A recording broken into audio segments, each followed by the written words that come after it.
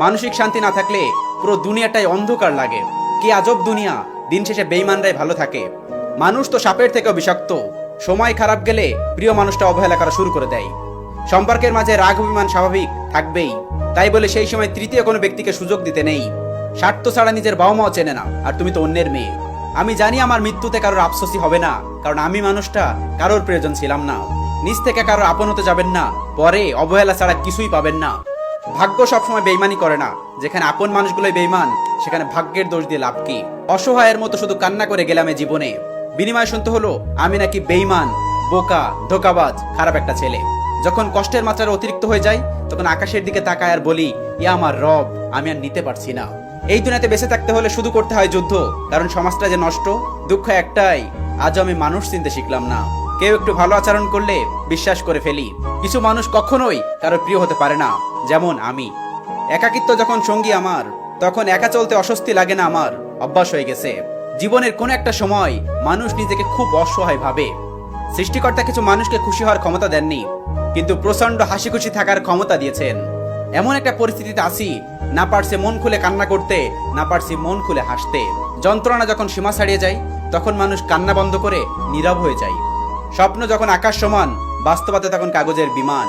যারা আমাকে নিয়ে সমালোচনা করে তাদের আমার ভালো লাগে, কারণ তারা নিজের বাপের খেয়ে আমার গুণগান গায়। সত্যি সময়টা অনেক অদ্ভুত, কখন কাকে কিভাবে পরিবর্তন করে দেয় বলাই যায় না।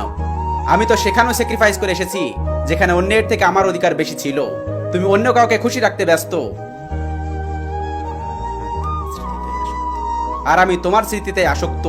কথা বলতে বলতে যেমন অভ্যাস হয়ে যায়, তেমনি কথা না বলতে বলতেও অভ্যাস হয়ে যায়। এটাই বাস্তব। যে অন্য কাউকে কষ্ট দিয়ে অনায়াসে ঘুমিয়ে যেতে পারে, সে কিভাবে বুঝবে অন্য কারোর ঘুম না আসার যন্ত্রণা?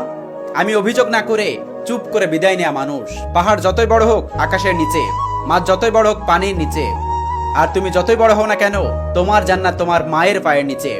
অতএব মাকে কখনো কষ্ট দিও না। যদি পথ খুঁজে না পাও, তবে তৈরি করো। কথাটা মনে রেখো, কিছু পথ একা পার করে নিতে হয়, আর কিছু লড়াই শুধু একাই করতে হয়। কিছু মানুষের আমার হাসিটা অনেক বেশি পছন্দ ছিল, তাই সাথে করে যাওয়ার সময় নিয়ে গেছে। সত্যি এই দুনিয়ার মানুষ খুব অদ্ভুত। বাঁচতে চেয়েছিলাম, কিন্তু সমাজ বাঁচতে দেয়নি। মরতে চেয়েছিলাম, কিন্তু ইসলাম মরতে দেয়নি। তাই তো আজ বেঁচে থেকেও মৃত। যদি জীবনে হ্যাপি থাকতে চাও, তাহলে সবার আগে তাকে বলে যাও যে তোমাকে ভুলে গেছে। বেইমানদের চেহারা অনেক মায়াবী হয়, বোঝাই যায় না যে তারা এতটা বেইমানি করতে পারে। সব সময় মজা করি মানে এই না যে আমি মজায় থাকি। আসলে ডিপ্রেশনগুলো ভুলে থাকতে চাই। কাউকে কষ্ট দিয়ে কখনো সুখে থাকা যায় না। মনে রাখবে, তুমি যাকে যেভাবে কষ্ট দেবে, সেই কষ্টটা ঘুরে ফিরে তোমার কাছে আসবে, কারণ এটাই প্রকৃতির নিয়ম। ফর্সা হলে যদি সুন্দর হতো, তাহলে আপেলের থেকে মূলার দাম বেশি হতো।